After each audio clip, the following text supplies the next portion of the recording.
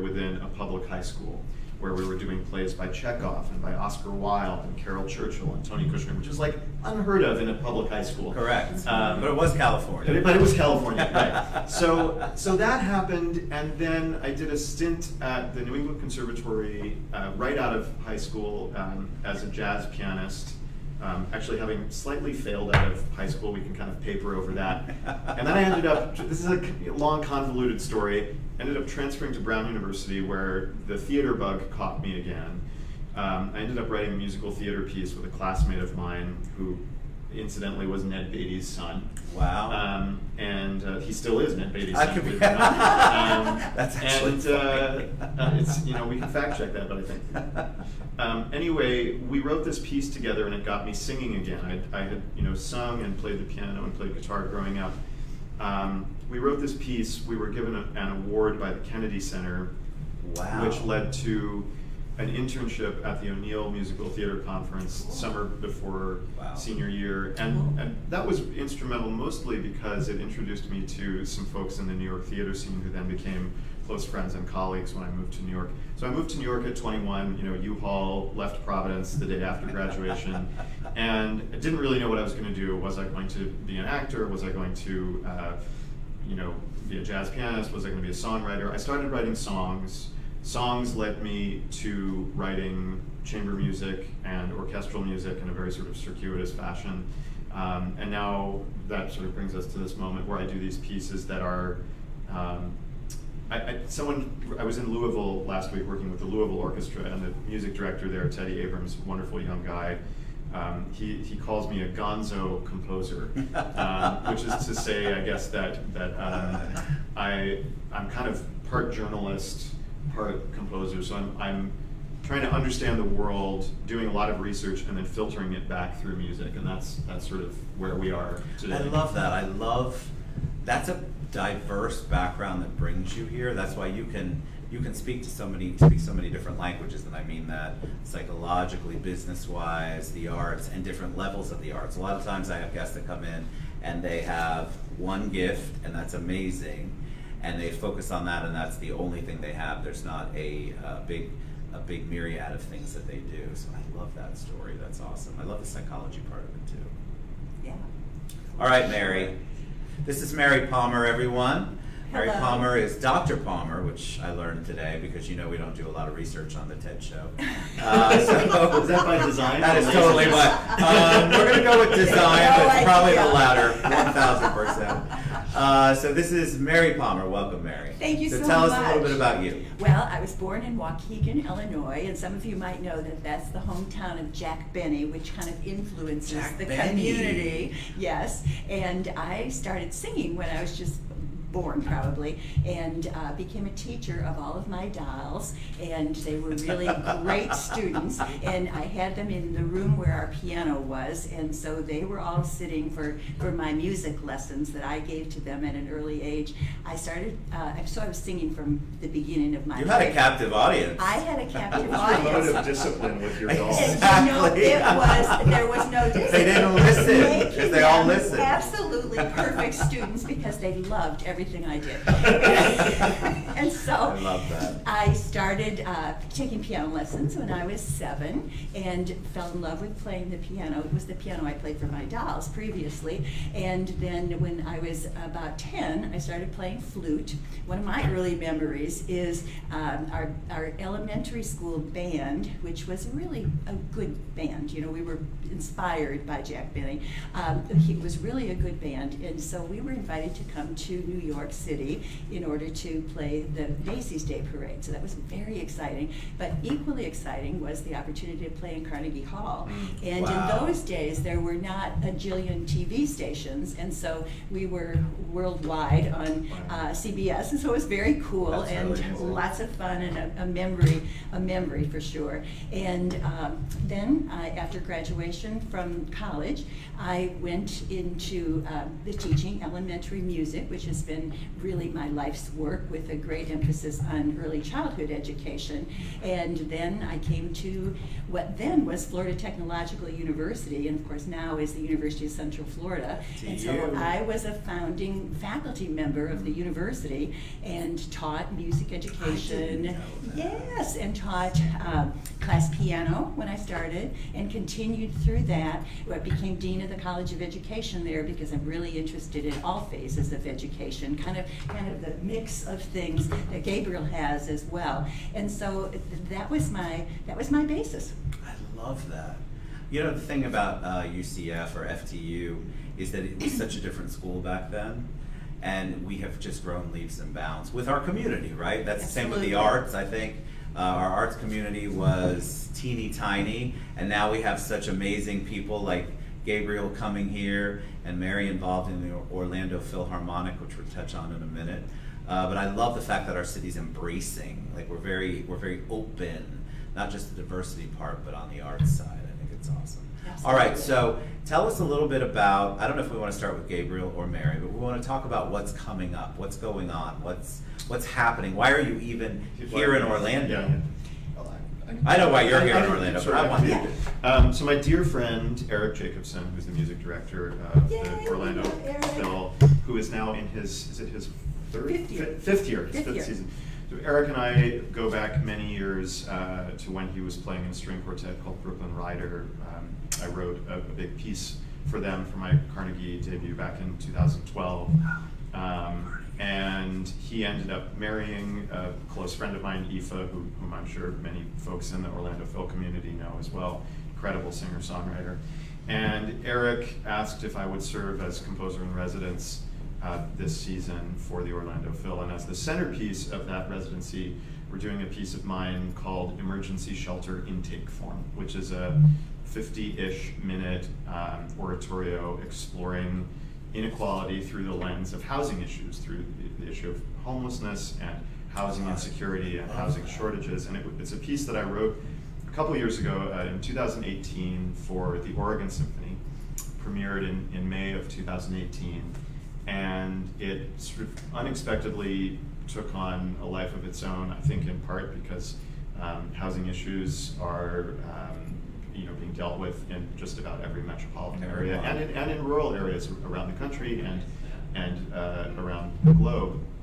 So one of the things that is unusual about this piece is that in addition to having 4 soloists, it also calls for a community chorus who sing just in the final movement, a community chorus specifically comprising people who have mostly lived the experiences that are being described in the piece and who kind of bear witness to the experiences being described, because it felt for me as a white dude of a certain amount of privilege kind of weird to take on this subject matter without really engaging the community and communities who are experiencing the ravages of poverty. And I think that what's important to me is that this piece it's not really about homelessness. It's really about how we as a society do or do not care for the most vulnerable people in our communities. And also to really think of 2 aspects of homelessness. One, that what we see on the street gives us a really skewed impression of the texture of homelessness, which is to say that the vast majority of people experiencing homelessness as it's defined by HUD are invisible because they're living with friends, they're living with family, they're in shelters, they're in hotels. They're off the HUD grid. And so what we see on the street, we tend to associate with mental illness and with substance abuse. And we think, we can't help those people. Well, first of all, that's not true. We can help those people. But I think when we consider that invisible population, we start to realize that we are all much more proximate to the experience of economic precarity than we might first think. That we're all one job loss, one medical incident away from having to decide between, do we keep the lights on or do we pay the grocery bill? So that's something that I think this piece is trying to address. But it's also funny. There's a chorus, a 3-member chorus, who are called the Chorus of Inconvenient Statistics, and they are this kind of sardonic voice, and they're basically there to make sure that the audience doesn't get too comfy. That it's not just like, oh, my heart has been opened and I feel so serene now. They're there to kind of, in a loving way, in a tough love way, to kind of hold the audience's feet to the fire. Sure. So anyway, that is the centerpiece of what that. we're doing. I think it's March 21st. Yeah. And I love this because two things. First is a confession. When Mary sent me the title, I thought, I have no idea what we're talking about. So that's why it's not tagged, but I'll make sure I correct that later. Because I'm like, wait, aren't we talking about music? I didn't know. Gonzo competition. I had zero idea. What was the impetus? What motivated you to write that? Yeah, well, it's really to the credit of the Oregon Symphony, and the Arlene Schnitzer Concert Hall, which is where the Oregon Symphony performs in downtown Portland, is kind of ground zero for the unsheltered community facing homelessness. There are people living in sleeping bags and in tents right outside the concert hall. Wow. And they very courageously said, we have to talk about this. And they reached out to me in, I think, 2016. And they said, do you want to write a piece about homelessness? And I said, in my head, I said, absolutely not. That's a terrible idea. I thought, white ivory tower institution trying to grapple with this subject, just Correct. The optics of it seems terrible. But then I knew that the Oregon Symphony is a phenomenal orchestra, and I also applauded their desire to dive into this subject matter, difficult as it is. And so I really owe it to them to having invited me and then commissioning me to write this piece. Because that would be something that it's fascinating because I've never heard of a piece being commissioned for that. But what a beautiful gift you're giving back.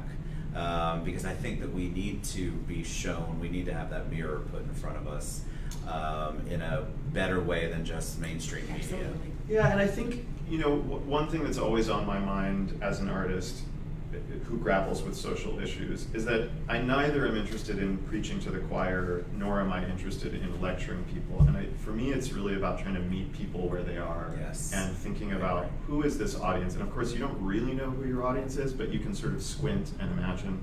And increasingly with, AI and data mining, we sort of do know who our audience is. That's true. But to really kind of meet an audience where they are, and then to sort of let them know that, from a place of love, I'm going to challenge you a little bit and try to push you a little bit outside of your comfort zone. I like to be challenged, and I don't want to get political, but I loved Ricky Gervais and some of the things that he said on that broadcast. I think you have to continue to challenge yourself on what your belief structure is and what kind of impact you're making or not making on the troubles and the trials and the tribulations and the things that are going on in our world. And if you just look at everything face value, which we talked about earlier, it's much more. There's so much depth to what's happening on the streets. And we just kind of look at them either as a drug addict or a failure. I hear that a lot. Well, they're just failed out of life. Well, that's not necessarily true. Statistically, I think you sort of touched on it. Most of us are not that far from that situation. And so we're not that far removed, and so we have to be real careful on how we work. I would just add parenthetically, while I was doing research for the piece, I live in New York City, and I did some volunteering at a shelter in Midtown, and more than half of the guys staying in the shelter on any given night had jobs, and about a third of them were working full-time. Yep. And simply the rents relative to wages, it just doesn't work. And I think that when you bring up that question of failure, I think it's very easy to get into sort of the mentality of, well, you did something wrong. Correct. And I think I would love to disabuse people of that notion. I mean, of course, people make mistakes. In any socioeconomic strata, stratum, it's very easy to make mistakes. And the question is, what are the consequences of those mistakes? And what kind of net do we have for folks? Mm-hmm. All right, Mary, and then you have some things that you want to share with us too. Well, we have a number of activities and opportunities leading up to the concert, as we know in our community that we have an issue with homelessness, and we want to be part of the answer to that. And so we are doing a number of things while Gabriel is with us as our composer in residence. So actually, in the next couple of days, he'll be meeting with students at the Osceola County School of the Arts as well as students in the Gift for Music program, and have been doing roundtables with them around this topic and get them engaged in the conversation. And so we're very excited about that relationship with the students. But in addition to that, we're having our board members, our staff members, the volunteer association with our orchestra are all going to be volunteering in various shelters and working with the people to become acquainted, to bring music to them, and to help make their lives a little bit better. And in addition, we are forming a community choir, just as Gabriel was talking about in his comments, and we are reaching into the community to identify people who identify with this particular topic, and we're putting together a community choir that will sing with the orchestra on the night of March 21st in this concert. And so we're very excited about that opportunity as well. We're having a community conversation so that we can help to let more people know what the issues are that are being faced in our community. And so that's going to be on Wednesday, March 18th at the home of the Orlando Philharmonic, the Plaza Live over on Bumby Avenue. And so we hope that some of you will join us for that conversation. We've got leaders of various aspects of our community's work in the area of homelessness. The Orlando Philharmonic, in addition to playing great music and inspiring our community through that music, we also are here to serve our community, and we feel like this is an opportunity that we can really serve. And so I'm very excited about the things that we're doing. We formed a whole bunch of different partnerships that will be related to this topic, that will be showcased at the concert on the 21st of March. And for one, we're working with the UCF College of Medicine, because the students there have developed a program to serve within the homeless community of our community, and so we're showcasing that as well. So those So are much some of the exciting things. stuff on. Like I have to admit, I think I said it earlier, but I didn't realize we had an Orlando Philharmonic Orchestra until I got introduced, and I feel like I'm in the little bubble of the arts. The larger bubble, but it's just, I don't know, I'm so fascinated by all of this. Well, you know, it's interesting just to tie what you just said together with something you said earlier about not to get political. I think there's an interesting moment in the arts, you know, particularly in the orchestral world, where traditionally these institutions have sort of steered clear of controversy. But I think it's really important, you know, without putting any sort of ideological value on the table, that all art is always political. It can't be apolitical. It may, in its attempt to steer clear of politics, reinforce the status quo, Right. but it's always political. And I think that what a lot of institutions are doing now with great courage is to say, you know, these are complicated issues facing our community, and we may disagree about what the solutions are, but we want to demonstrate to our community that we're thinking about these things and that we are not an ivory tower.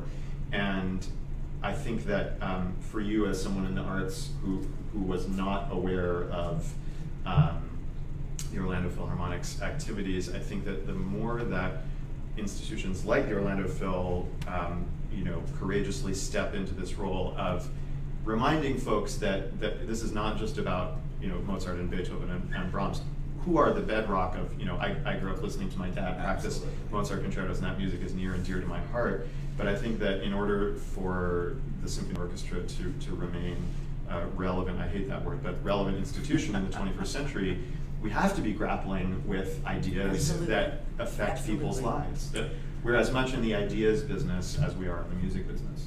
And I love, and then I will share all your information, but we have some ivory tower challenges here in Orlando, and it is beautiful and wonderful to see Orlando Philharmonic kind of taking the lead on it. There's some other organizations that are amazing, but we have some big behemoths in Orlando that need to really follow suit, so that's the only political thing I'm going to say.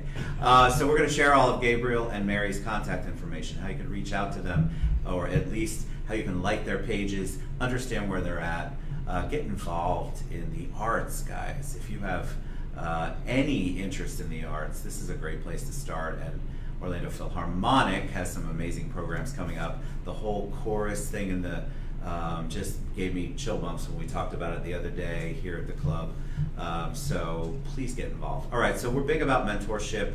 I want to kind of finish the show out and talk about that, because you both are very obviously successful in your worlds, and I think a lot of people watch the show and they go, well, they've got a gift, they knew what they wanted to do, nobody could possibly have helped them along the way, and we all know that that's not true. So if you could give a shout out, maybe a thank you to somebody who helped you along the way, made an impact on you. For me, unquestionably, the composer Ken Frizzell, who lives in Winston-Salem, North Carolina. He has been my primary and only mentor since I was about 22. He and his husband live in a ramshackle house in the kind of woodsy part of Winston-Salem, and whenever I'm having a crisis, I call him up, and he, like some combination of Yoda and Jesus Christ, helps me through the whatever it is that I'm facing, and he is sort of the person who I think of on a daily basis. I love in my art making. All right, how about you, Mary?